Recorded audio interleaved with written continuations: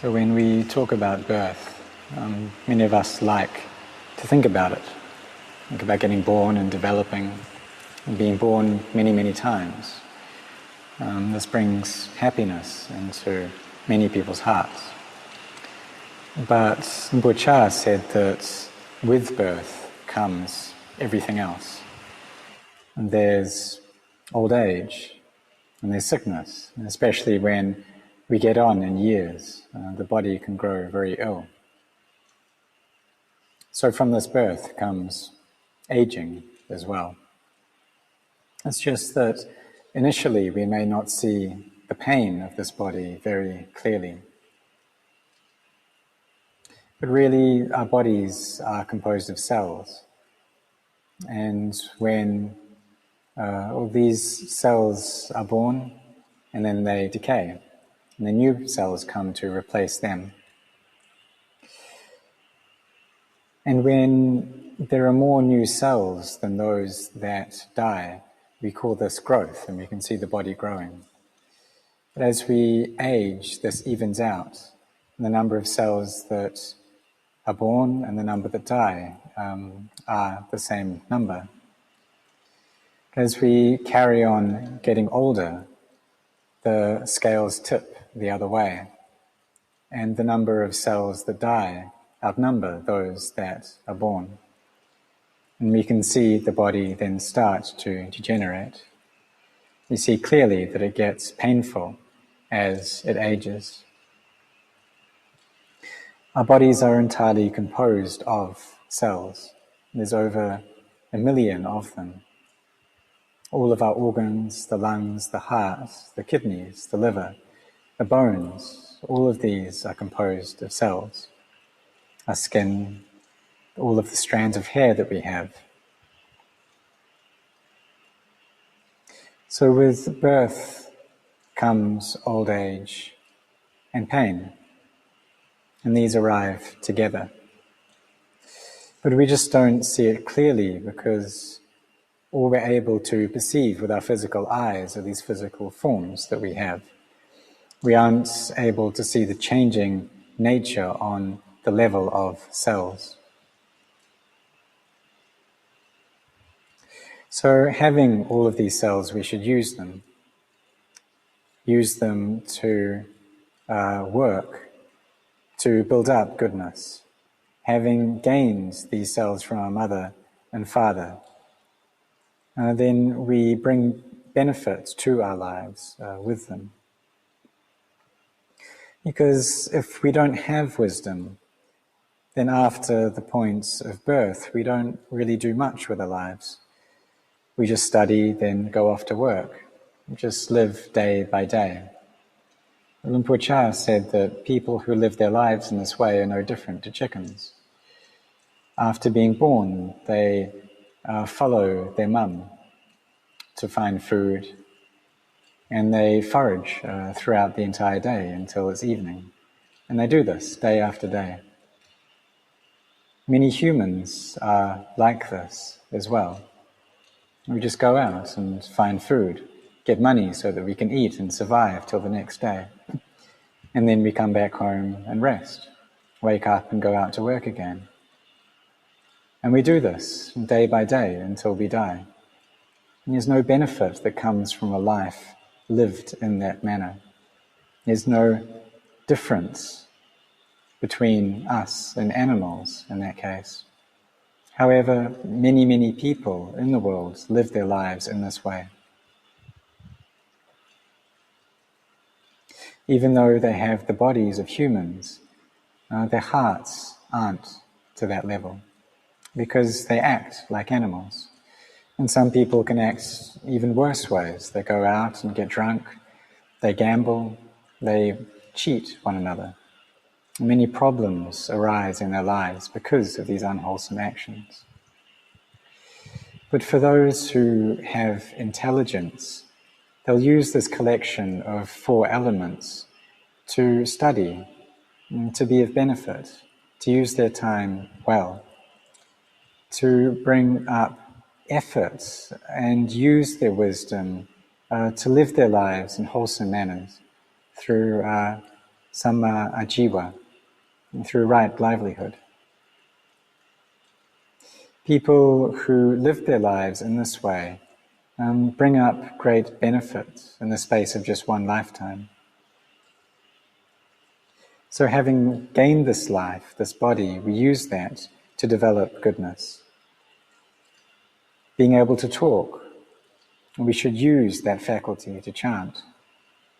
If we can walk, then we walk in meditation. And when we work, we do that with mindfulness. We use the time that we have now to bring us benefit, to bring us goodness, before our lives start to degenerate. Because they're not sure, and we don't know when they will start to decay. And some people at the age of just 20 or 30, they get heart disease. Many people after the age of 50 get it. For myself, my heart started giving me problems at the age of 60. And I was at risk of dying. I went into the doctors and they gave shock treatment. And that was very risky treatment. And then I went to see another doctor in Sirirat Hospital in Bangkok. And he was shocked with the medicine that I was given by another doctor. He said it was like they gave me 2 sharp knives to stick into me. Because these medicines that they prescribed, when they're taken together, they're very, very dangerous. They can be life-threatening. And so this doctor he couldn't believe that I was given both of these medicines to take together. But I didn't know. I just had faith in the doctor that he knew what he was talking about. I was lucky that I was able to survive that. Also, when I went in for surgery, that was dangerous as well, because if they applied too much pressure to the needles or the equipment that they were using, I could have died. Or if they'd found a blood clot while they were doing the surgery, they would have had to have just stopped. Like, there was nothing that they could have done further to help me. And I well could have become bedridden after that.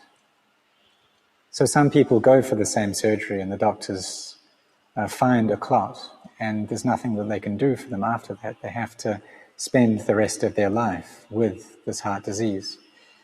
And it's very difficult for them to live their lives further. Some people from a young age get heart disease. We see that this is a sickness that comes from karma.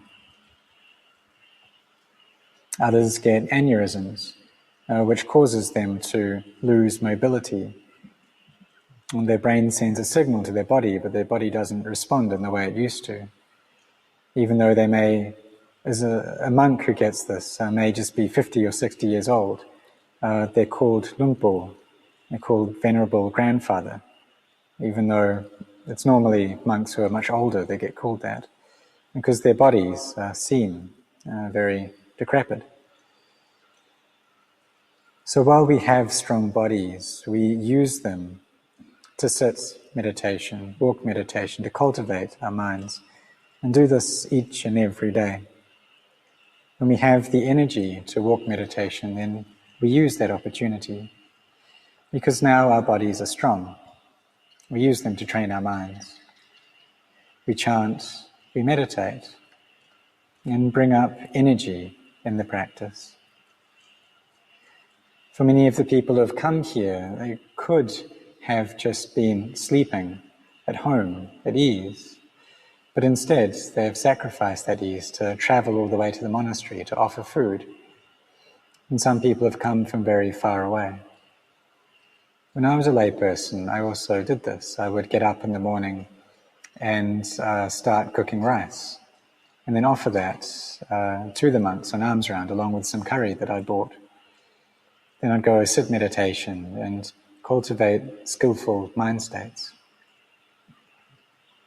Some people's houses are very far from the monastery, but they're willing to drive all this way. And they can use that time in the car with benefit as well, listening to the Dhamma or chanting, having mindfulness as they're sitting in the car.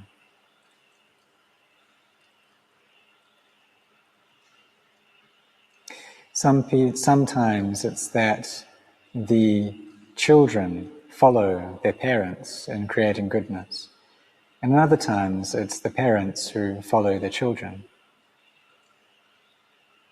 I tried to encourage my mother to offer alms food every day, but she always had something else that was getting in the way, that prevented her from doing that.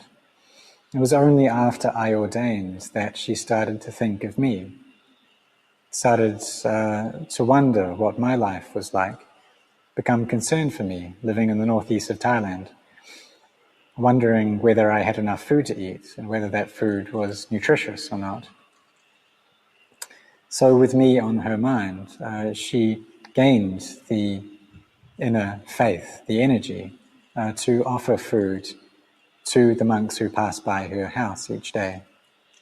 And this was the cause for her developing this goodness after I ordained. So that's quite a common thing for when monks ordain, their parents, their mother, their father, increase the amount of goodness that they do. It's not that monastics just pull their parents close to the Buddha's dispensation just before death. But really, we should be pulling them in while they still have life and while they're still strong and healthy.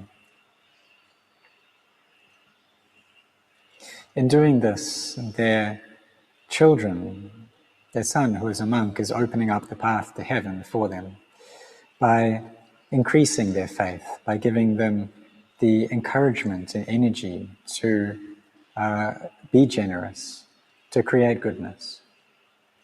So this energy that we have in our hearts, the enthusiasm we have, is something that's very important. It can give parents the inspiration to offer food every single day, to develop goodness. But if we didn't have the Sangha, if there weren't awakened beings, if we didn't have the teachings of these awakened beings, we didn't have their Dhamma talks, we didn't have the teachings of the Buddha or the suttas, if the goodness of the Buddha, the Dhamma and Sangha wasn't around, then would we know how to do these things? Would we know about goodness? Would we know about merit? There wouldn't be any awakened beings here today if the Buddha wasn't enlightened. So how would we know about these things? Our lives would be very dark, like someone who couldn't see, a blind man lost in a forest, or lost on a dangerous mountain. And when any harm came to them, they wouldn't be able to escape death. So without the Buddha, the Dhamma, the Sangha, we wouldn't know the path to heaven.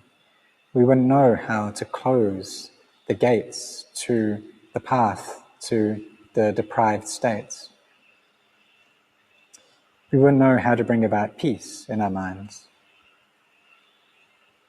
So we can't find anything that can compare to the goodness of the Buddha, the Dhamma, and the Sangha. The triple gem is limitless.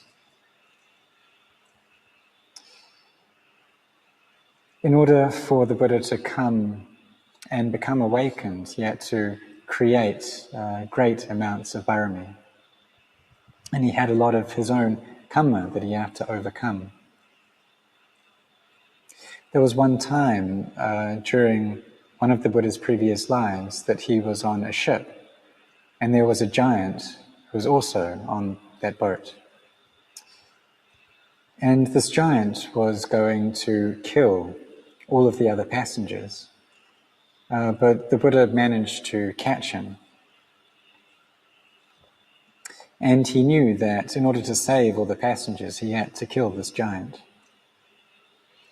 The giant told him, however, that in the future, when the Bodhisattva was going to become the fully awakened Buddha, if he killed this giant now, then he would shorten his lifespan as the Buddha by 20 years. Instead of living for 100 years, he'd only live for 80 years. But the Buddha felt like he needed to kill this giant because otherwise all these other people would come to their demise.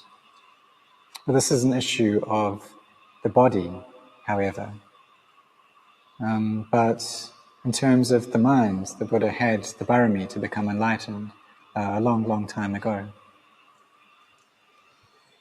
The Bodhisattva even took birth in the hell realms many, many times for the sake of all beings.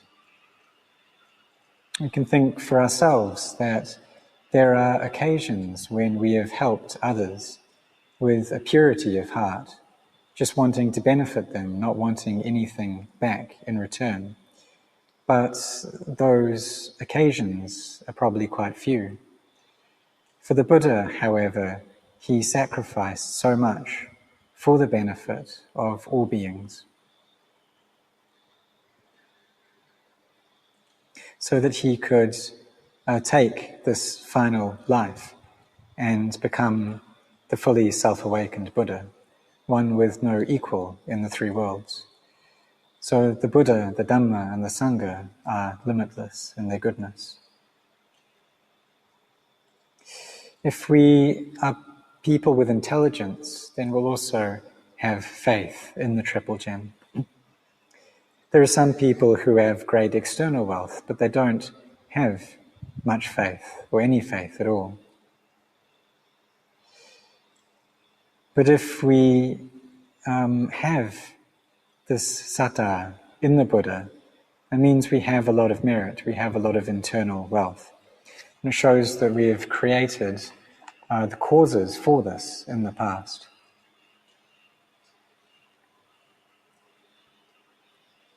So we should contemplate the Dhamma very frequently.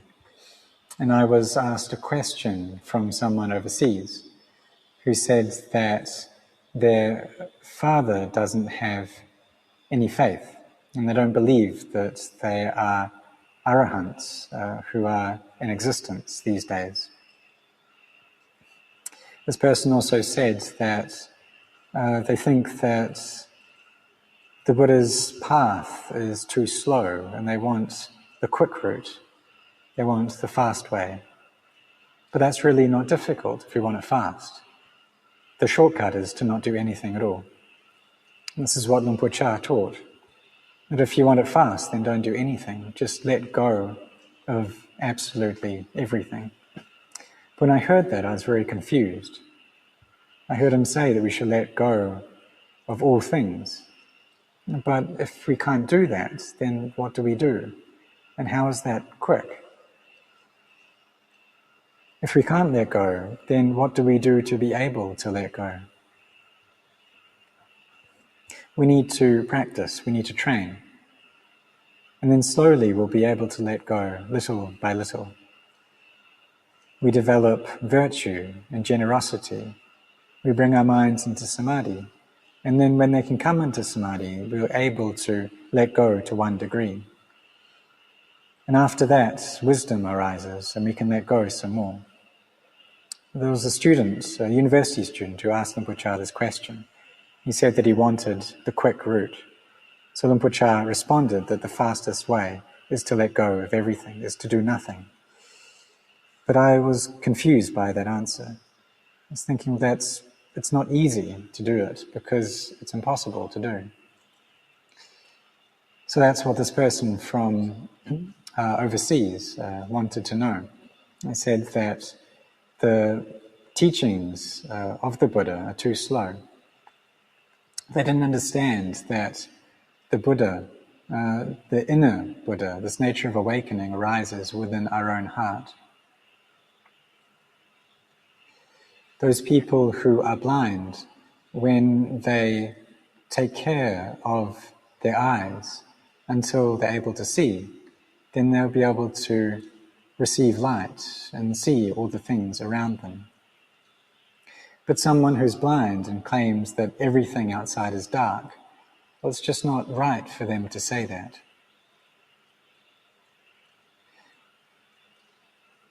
So we can see that there was someone who didn't have much faith in Buddhism, but they were still asking how they could give their father some faith. But for us all who have come here, we do have this saddha, and that's a great form of goodness within our hearts. We've come to the monastery to create this goodness, this merit. And some people have had to go through difficulty to get here, had to wake up very early, travel a long way. But the more difficult it is to come, the more merit it is once we've arrived. Because we have to bring up a lot of energy, we have to travel a long distance. And that's a lot of goodness that we're creating in doing that. We also have this kusala, skillfulness, that cares for our hearts as well. That we're able to develop skillful states is because of the goodness of the Buddha, the fully awakened Buddha who became enlightened for the sake of all beings. So we should feel proud, for all of us, that we've had this opportunity to meet with the Buddha's teachings. We've been born into a land that the Buddha's dispensation is thriving, and in a country that the king is Buddhist and takes care of the religion.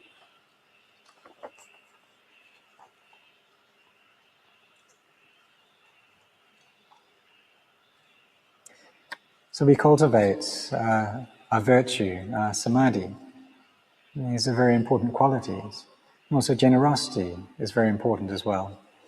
These all form goodness that we can recollect later on. And then we try and come and practice, bringing up skillful states. And do this as much as we can in this life while we have the opportunity, before we're just bedridden in a hospital with various diseases. Maybe we'll get diabetes, maybe we'll get cancer. And it's very difficult to practice, to cultivate goodness while we're confined to a hospital bed. But there are some who can be in that state and still feel internally at ease. I once went to visit a monk who was sick in the hospital, but he was fine. His heart was in a very good place.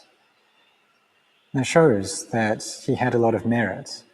He had a lot of faith in the Buddha, the Dhamma, and the Sangha. So all of us should contemplate into the nature of life and death, that having been born, we need to meet with old age, sickness, and death. So before our bodies start to decay, we should develop our hearts to the highest level. So may you all grow in the Dhamma.